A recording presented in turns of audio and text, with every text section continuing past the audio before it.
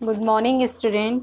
आज हम सब पढ़ेंगे पाठ भक्तिन और इस पाठ की लेखिका है महादेवी वर्मा। तो पाठ को पढ़ने से पहले हम महादेवी वर्मा के बारे में जानते हैं। इनका जन्म सन 1907 फर्रुखाबाद उत्तर प्रदेश में हुआ था। इनकी रचनाएं हैं दीप शिखा, यामा, काव्य संग्रह, श्रृंखला की कड़ियाँ, आपदा, संकल्पता, भारतीय संस्कृति के स्वर, निबंध संग्रह, अतीत के चलचित्र, स्मृति की रेखाएं, पथ के साथी, मेरा परिवार। इन्हें बहुत सारे पुरस्कार भी प्राप्त हुए हैं। ज्ञानपीठ पुरस्कार यामा संग्रह के लिए 1983 में, उत्तर प्रदेश हिंदी संस्थान का भारत भारती पुरस्कार पद्म भूषण 1956 में, निधन सन 1987 में इलाहाबाद में हुआ। अब है इनकी जो भाषा शैली। तो ये जो इनकी भाषा शैली साहित्य सेवी और समाज सेवी दोनों रूपों में महादेवी वर्मा की प्रतिष्ठा रही है। इनकी हमेशा इनकी रचनाओं में निबंधों और संस्मरणात्मक रेखा चित्रों के कारण एक अप्रतिम गद्यकार के रूप में इनकी चर्चा होती है। और एक तरह से देखा जाए तो इनकी रचनाओं में हमेशा संघर्षशील, स्वाभिमानी, कर्मठ जीवन आदि के बारे में बताया जाता है। और इसके अतिरिक्त इनकी इस पाठ की विचारधारा है कि भक्तिन महादेवी जी का प्रसिद्ध संस्मरणात्मक रेखा चित्र है जो स्मृति की रेखाएं में संकलित है। अर्थात इस भक्तिन पाठ में लेखिका ने महादेवी जी ने अपनी सेविका भक्तिन के अतीत, अर्थात महादेवी वर्मा की सेविका है भक्तिन, उसके अतीत और वर्तमान का परिचय देते हुए उसके व्यक्तित्व का बहुत दिलचस्प खाका खींचा है। महादेवी के घर में काम शुरू करने से पहले उसने कैसे एक संघर्षशील, स्वाभिमानी, कर्मठ जीवन का मतलब चित्रण किया है, उसके बारे में अपनी बेटियों की हक की लड़ाई लड़ती रही आदि बातों का इस पाठ के माध्यम से महादेवी वर्मा ने उल्लेख किया है। तो चलिए हम पाठ को पढ़ते हैं। सबसे पहले भक्तिन। छोटे कद और दुबले शरीर वाली भक्तिन अपने पतले ओठों के कोनों में दृढ़ संकल्प और छोटी आंखों में एक विचित्र समझदारी लेकर जिस दिन पहले पहले मेरे पास आ उपस्थित हुई थी, तब से आज तक एक युग का समय बीत चुका है। पर जब कोई जिज्ञासु उससे इस संबंध में प्रश्न कर बैठता है, तब वह पलकों को आधी पुतलियों तक गिराकर और चिंतन की मुद्रा में ठुड्डी को कुछ ऊपर उठाकर विश्वास भरे कंठ से उत्तर देती है, तुम पचय का बताई, यह 50 बरिस से संग्रहित है। इस हिसाब से मैं 75 की ठहरती हूँ और वह 100 वर्ष की आयु भी पार कर जाती है। इसका भक्तिन को पता नहीं। इस पाठ में महादेवी वर्मा अर्थात भक्तिन के बारे में बताया कि भक्तिन किस प्रकार की दिखती है, छोटे कद वाली है, दुबली पतली है, ठीक है। और जब भी कोई भक्तिन से पूछता है कि तुम यहाँ कब से हो, तो वह क्या बताती है, महादेवी वर्मा को 75 की बताती है और अपनी आयु 100 वर्ष की बताती है। वह मेरे साथ बीते हुए समय में रत्ती भर भी कम ना करना चाहेगी। मुझे तो विश्वास होता जा रहा है कि कुछ वर्ष और बीत जाने पर वह मेरे साथ रहने के समय को खींचकर 100 वर्ष तक पहुंचा देगी। अर्थात जो भक्ति ने उसे हिसाब किताब नहीं आता, ठीक है, उसे कोई आयु का ज्ञान नहीं है, तो वह अपने हिसाब से अनुमान लगा लेती है। और लेखिका कहती है कि मुझे ऐसा लगता है कि कहीं ना कहीं ये 150 वर्ष तक ना पहुंचा दे। सेवक धर्म में हनुमान जी से स्पर्धा करने वाली भक्तिन किसी अंजना की पुत्री ना होकर एक अनाम धन्या गोपालिका की कन्या है। नाम है लक्ष्मी अर्थात लक्ष्मी। अब यहाँ पे भक्तिन के बारे में बताया गया है कि भक्तिन भक्तिन जो है हनुमान जी जिस प्रकार श्री राम और सीता माता के मतलब सेवक बन के काम करते थे, उसी प्रकार भक्तिन जो है लेखिका महादेवी वर्मा के साथ रहती है। और जिस प्रकार हनुमान जी की माता का नाम अंजना है, तो भक्तिन की माता का नाम कोई अंजना नहीं है बल्कि लक्ष्मी है।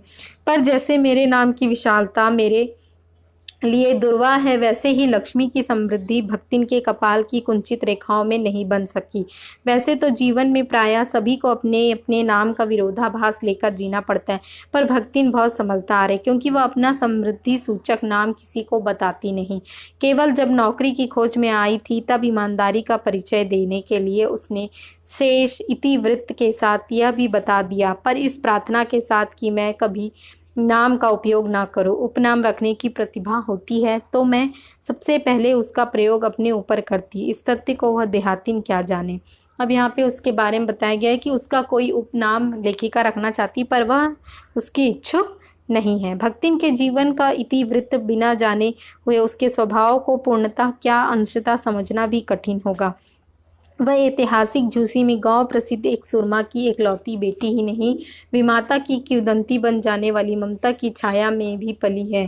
5 वर्ष की अवस्था में उसे हड़िया ग्राम के एक संपन्न गोपालक की सबसे छोटी पुत्रवधू बनाकर पिता ने शास्त्र से 2 पग आगे रहने की ख्याति कमाई और 9 वर्षीय युवती का गौना देकर विमाता यानी दूसरी माता ने बिना मांगे पराया धन लौटाने वाले महाजन का पुण्य लौटा। हाँ, उसके बाद है पिता का उस पर अगाध प्रेम होने के कारण स्वभावतः ईर्ष्यालु और संपत्ति की रक्षा में सतर्क विमाता ने उनके मरणांतक रोग का समाचार तब भेजा जब वह मृत्यु की सूचना भी बन चुका था। अब विमाता यानी उनकी सौतेली माँ, ठीक है।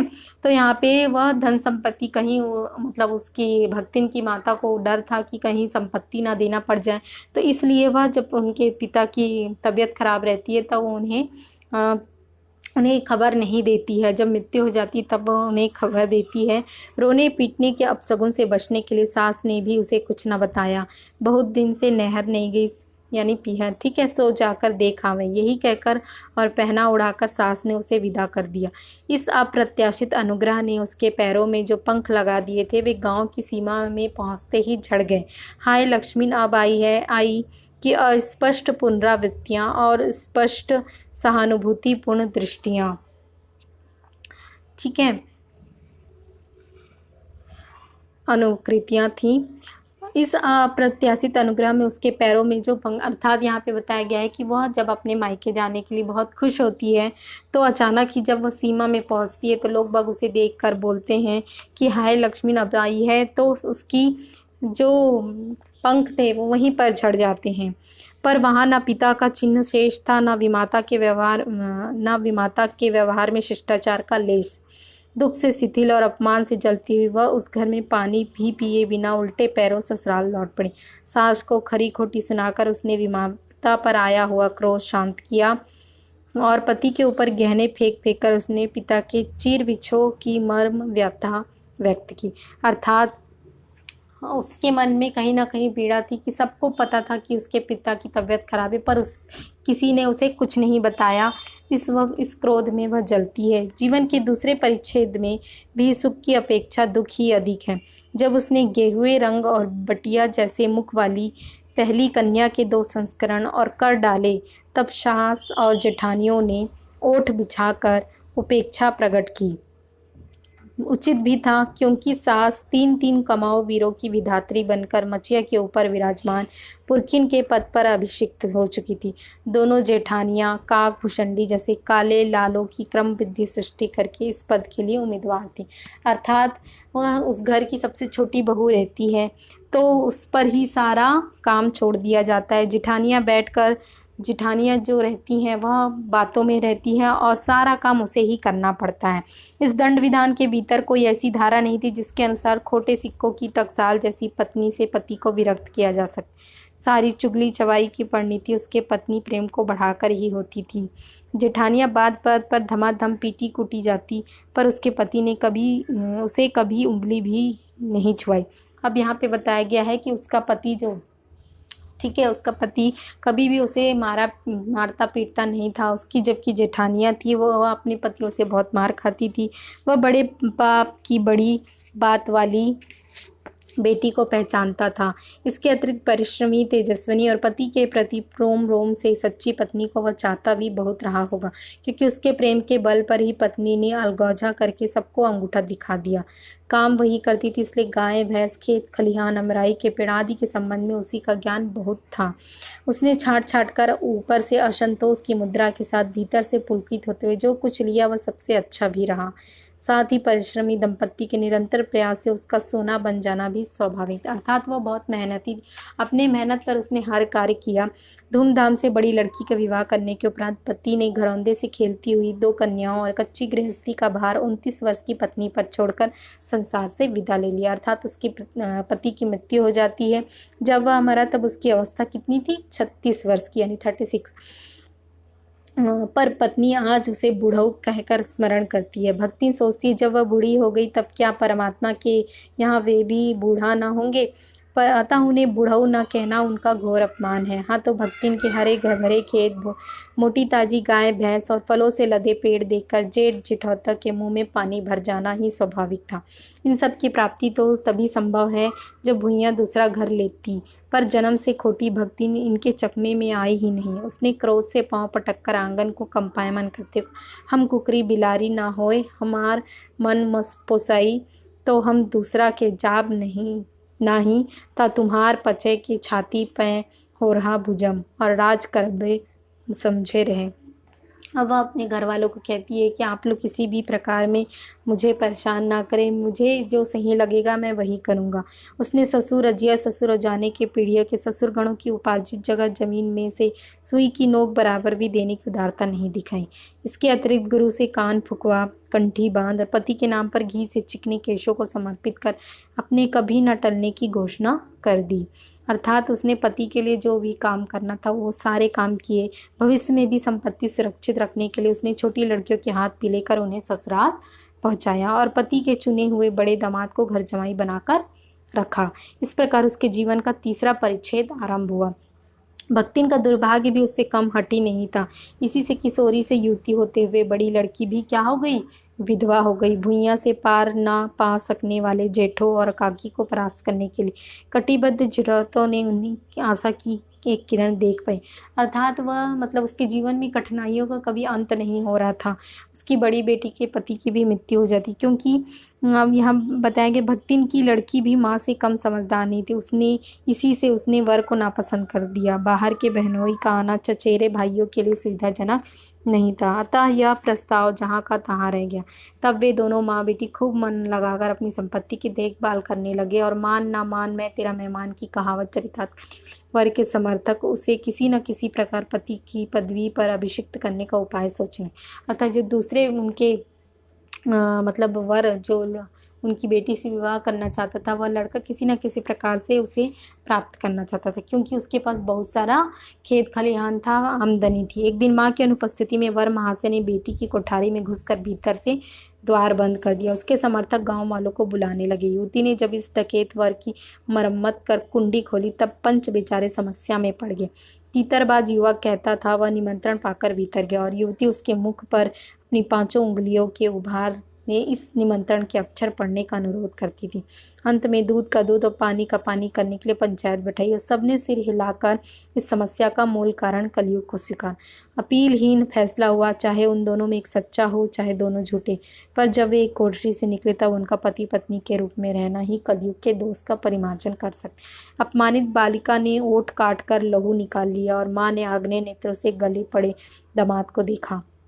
संबंध कुछ सुख कर नहीं हुआ कि दामाद अब निश्चिंत होकर तीतर लड़ाता था और बेटी विवश क्रोध से जलती इतने यत्न से संभाले हुए गाय ढोर खेती बाड़ी जब पारिवारिक द्वेष में ऐसे झुलस गए कि लगान अदा करना भी भारी हो गया। सुख से रहने की कौन कहे। अंत में एक बार लगान ना पहुंचने पर जमींदार ने भक्तिन को बुलाकर दिन भर कड़ी धूप में खड़ा रखा। यह अपमान तो उसकी कर्मठता में सबसे बड़ा कलंक बन गया। अतः दूसरे ही दिन भक्तिन कमाई के विचार से सहरा पहुंची। अब यहाँ पे बताया गया है कि जो भक्तिन रहती है उसकी बेटी उस विवाह को पसंद नहीं करती थी, फिर भी वह लड़का उनके घर में प्रवेश करता है और जब वह उसकी कुटाई करती है, ठीक है, यानी भक्तिन की बेटी उस लड़के को पीटती है। उसके बाद पंच बुलाए जाते हैं तो वहाँ पर ये निर्णय होता है कि दोनों एक कमरे में थे इसलिए दोनों पति पत्नी के रूप में रहेंगे। तो इस प्रकार ज़बरदस्ती भक्तिन को उसे दामाद मानना पड़ा और उसकी बेटी को पति मानना पड़ा। तो इस प्रकार वह ना चाहते हुए भी इन सारी समस्याओं से जूझने लगी और घर परिवार में जितने मतलब उनकी जो कहा जा सकता है प्रॉपर्टी जितनी भी थी, तो वह ऐसी परिस्थिति आ गई थी इन समस्याओं के कारण कि वह जो लगान बोला जाता है, कर बोला जाता है, उसे वह पटा नहीं पा रही थी। तो उसे कड़ी धूप में पनिशमेंट यानी कड़ी धूप में खड़ा रखा गया।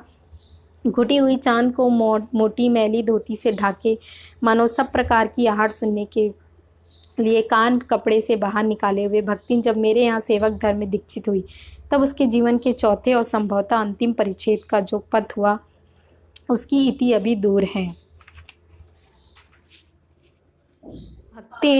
भक्तिन बहुत सामान्य वेशभूषा में आती है लेखिका के पास और काम मानने के लिए।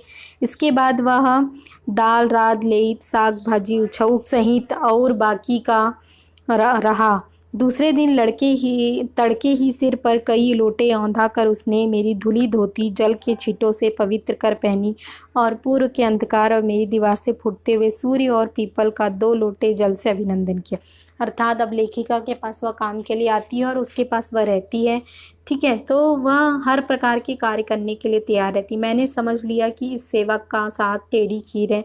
अपने भोजन के संबंध में नितांत वितराग होने पर भी मैं पाक विद्या के लिए परिवार में प्रख्यात हूँ।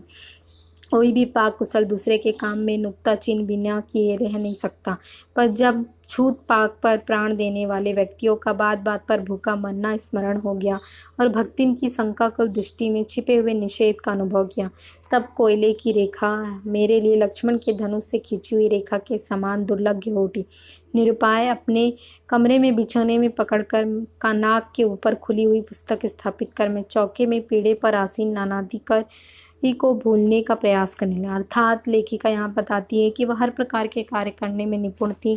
भोजन के समय जब मैंने अपनी निश्चित सीमा के भीतर निर्दिष्ट स्थान ग्रहण कर लिया, तब भक्ति ने प्रसन्नता से लबालब दृष्टि और आत्मतुष्टि से आप्लावित मुस्कुराहट के साथ मेरी फूल की थाली में 1 अंगुल मोटी और गहरी काली चित्तीदार 4 रोटियां रखकर उसे टेढ़ी कर गाढ़ी दाल परोस दी। अब वह लेखिका को भोजन परोसती हैं। रोटियां अच्छी सेकने के प्रयास से कुछ अधिक खरी हो गई, पर अच्छी हैं। तरकारियां थीं। जब दाल बनी तब उनका क्या काम, शाम को दाल ना बनाकर तरकारी बना दी जाएगी। दूध घी मुझे अच्छा नहीं लगता, नहीं तो सब ठीक हो जाता। अब ना हो तो अमचूर और लाल मिर्च की चटनी पीस ली जावे। इससे भी काम ना चले तो वह गांव से लाई हुई गठरी में से थोड़ा सा गुड़ दे देगी। शहर के लोग क्या कल्ला बत्तू खाते हैं, और फिर वह कुछ अनाड़ी या फूहड़ नहीं। उसके ससुर, पितिया ससुर, अजय ससुर आदि ने उसकी पाककुशलता के लिए न जाने कितने मौखिक प्रमाण पत्र दिए। अब यहाँ बताया गया है कि भक्ति पाक कुशल यानी खाना बनाने में बहुत माहिर थी। वह हर प्रकार के खाना बनाना जानती थी, पर जब लेखिका जब उसके खाने को देखती है तो वह किसी प्रकार का कोई मौखिक उत्तर नहीं देती है। तो इसी बात को भक्तिन कहती है कि यहाँ के लोग क्या कला बत्तू खाते हैं, अर्थात यहाँ के लोग कुछ भी नहीं खाते। भक्तिन के इस सार गर्भित लेक्चर का प्रभाव यह हुआ कि मैं मीठे से विरक्ति के कारण, बिना गुड़ के और घी से अरुचि के कारण रूखी दाल से 1 मोटी रोटी खाकर बहुत ठाठ से यूनिवर्सिटी पहुंची। न्याय सूत्र पढ़ते पढ़ते शहर और देहात के जीवन के इस अंतर पर विचार करती। अब लेखिका बताती है, उसकी बातें सुनकर लेखिका के मन में गांव और शहर के बारे में एक अलग प्रकार के विचार आते हैं। अलग भोजन की व्यवस्था करनी पड़ी थी अपने गिरते हुए स्वास्थ्य और परिवार वालों की चिंता निवारण के लिए, पर प्रबंध ऐसा हो गया कि उपचार का प्रश्न ही खो गया। इस देहाती वृद्धा ने जीवन की सरलता के प्रति मुझे इतना जागृत कर दिया कि मैं अपनी असुविधाएं छिपाने लगी। सुविधाओं की चिंता करना तो दूर की बात है। अब यहाँ पे लेखिका बता रही कि भक्तिन से आने से लेखिका को जो जो चीज़ें पसंद नहीं थी, वे सारी चीज़ों को वह ना छोड़ के उन सारी चीज़ों को वह एक्सेप्ट करने लगी। आगे है, भक्तिन का स्वभाव ऐसा बन चुका था कि वह दूसरों को अपने मन के अनुसार बना लेना चाहती, पर अपने संबंध में किसी के प्रकार की परिवर्तन कल्पना तक उसके लिए संभव नहीं था। भक्तिन की यह आदत थी कि वह किसी को भी अपने अनुसार बदल लेती थी, लेकिन किसी के लिए अपना बदलना नहीं चाहती थी। इसी से आज मैं अधिक देहाती हूँ, पर उसे शहर की हवा नहीं लग पाई। अर्थात भक्तिन को शहर की हवा बिल्कुल नहीं लगती है। मकई का रात को बना दलिया, सवेरे मट्ठे से सोंधा लगता, बाजरे का तिल लगाकर बनाए हुए पुए गरम कम अच्छे लगते, ज्वार के भुने हुए भुट्टे के हरे दानों की खिचड़ी स्वादिष्ट होती, सफ़ेद महुए की लपसी संसार भर के हलवे को लजा सकती आदि वह मुझे क्रियात्मक रूप से सिखाती रहती। अर्थात भक्तिन जो है लेखिका को अनेक प्रकार के उपाय बताती थी कि ऐसा खाना चाहिए, ऐसा खाना चाहिए। अर्थात वह किसी न किसी प्रकार से लेखिका को प्रसन्न करने के प्रयोग में रहती थी।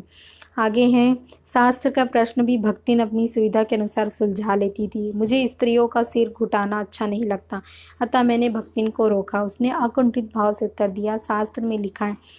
कुतूहल बस मैं कुछ पूछ ही बैठी, क्या लिखा है? तुरंत उत्तर मिला तो तीरथ गए मुड़ाएं सिद्धार्थ। कौन से शास्त्र का यह रहस्यमय सूत्र है?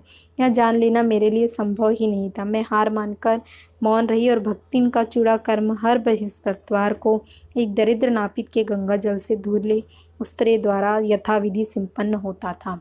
अब यहाँ पे बताया गया है कि भक्तिन हर गुरुवार को अपना सिर मुंडवा लेती थी, ठीक है, पर वह मूर्ख है और कहती थी कि यह शास्त्रों में लिखा है। पर लेखिका पूछती थी कि ऐसे कौन से शास्त्रों में लिखा है, तो वह बताती थी और जिसका कोई उत्तर नहीं होता था। वह मूर्ख है, यह विद्या बुद्धि का महत्व नहीं जानती, यह कहना असत्य। अपने विद्या के अभाव को वह मेरी पढ़ाई लिखाई पर अभिमान करके भर लेती, ठीक है। इस प्रकार भक्तिन जो है हर प्रकार के, मतलब यहाँ पे इस पार्ट में बताया गया है कि भक्तिन हर प्रकार की पीड़ा को सहन करते हुए भी जीवन में कहीं ना कहीं कोई ना कोई उपाय जो है वह जान लेती है, ठीक है। और आगे इसमें बताया गया है कि मेरे पास वहाँ जाकर रहने के लिए रुपया नहीं था, या मैंने भक्तिन के प्रस्ताव को अवकाश न देने के लिए कहा था, पर उसके परिणाम ने मुझे विस्मित कर दिया। भक्तिन ने परम रहस्य का उद्घाटन करने की मुद्रा बनाकर और पोपला मुंह मेरे कान के पास लाकर हौले हौले बताया कि उसके पास 5 बीसी और 5 रुपया गड़ा रखा है, उसी से वह सब प्रबंध कर लेगी। फिर लड़ाई तो कुछ अमरौती खाकर आई नहीं, जब सब ठीक हो जाएगा तब यही लौट आएंगे। भक्तिन की कंजूसी के प्राण पूंजीभूत होते होते पर्वताकार बन चुके, परंतु इस उदारता के डायनामाइट ने क्षण भर में उन्हें उड़ा दिया। इतने थोड़े रुपए का कोई महत्व नहीं, परंतु रुपए के प्रति भक्तिन का अनुराग इतना प्रख्यात हो चुका था कि उसका परित्याग मेरे महत्व की सीमा तक पहुंच। अर्थात भक्तिन के लिए रुपए की कोई कीमत नहीं थी। अर्थात कहने का मतलब यह है कि भक्तिन रुपयों को अधिक महत्व नहीं देती थी, वह जितना है उसमें ही गुजारा कर लूँगी, ऐसा कहती थी। भक्तिन और मेरे बीच यानी लेखिका के बीच एक सेवक और स्वामी का संबंध हो गया था। वह लेखिका को नए नए प्रकार के उपाय बताती थी, ठीक है। कहीं ना कहीं वह लेखिका को कहती थी कि ये सही है, पर लेखिका कहीं ना कहीं उससे असंतुष्ट होती थी और कहीं संतुष्ट भी होती थी कई बातों में। परिवार और परिस्थितियों के कारण स्वभाव में जो विषमताएं उत्पन्न हो गई, उनके भीतर से एक स्नेह और सहानुभूति की आभा फूटती रही। इसी से उसके संपर्क में आने वाले व्यक्ति उसमें जीवन की सहज मार्मिकता ही पाते। अर्थात बताया गया है कि भक्ति हर प्रकार के पीड़ा को सहते हुए जीवन में आगे बढ़ती है। तो लेखिका कहती है कि उसकी इन विषमताओं से हमें कुछ ना कुछ सीखना चाहिए। हमें उसके प्रति प्रेम सहानुभूति की भावना तो है, लेकिन उससे हमें एक सहज मार्मिकता का भाव उत्पन्न होता है। मेरे परिचितों और साहित्यिक बंधुओं से भी भक्तिन विशेष परिचित थी, पर उनके प्रति भक्तिन के सम्मान की मात्रा मेरे प्रति उनके सम्मान की मात्रा पर निर्भर है। अतः भक्तिन के संस्कार ऐसे हैं कि वह कारागार से वैसी ही डरती है जैसे यमलोक से। ऊंची दीवार देखते ही वह आंख मूंदकर बेहोश हो जाना चाहती है। अर्थात भक्तिन जो जेल है उसे देखकर बहुत डर जाती है, पर सबका दुख उसे प्रभावित कर सकते हैं। विद्यार्थी वर्ग में से कोई जब कारागार का अतिथि हो जाता है तब वह उस समाचार को व्यथित भक्तिन बिता बिता भरे लड़कन का जेहुल कलजुग रहा तावन रहा, अब पर लई होई जाई उनकर माई का मड़े लाट तक लड़े का चाहिए कहकर दिन भर सबको परेशान करती। बापू से लेकर साधारण व्यक्ति तब सबके प्रति भक्तिन की सहानुभूति एक समान थी। आगे है, भक्तिन को बताया गया है कि भक्तिन किसी न किसी प्रकार से जहाँ नौकर मालिक को ले जाकर बंद कर देने में इतना अन्याय नहीं, पर नौकर को अकेले मुक्त छोड़ देने में बराबर अन्याय होता है।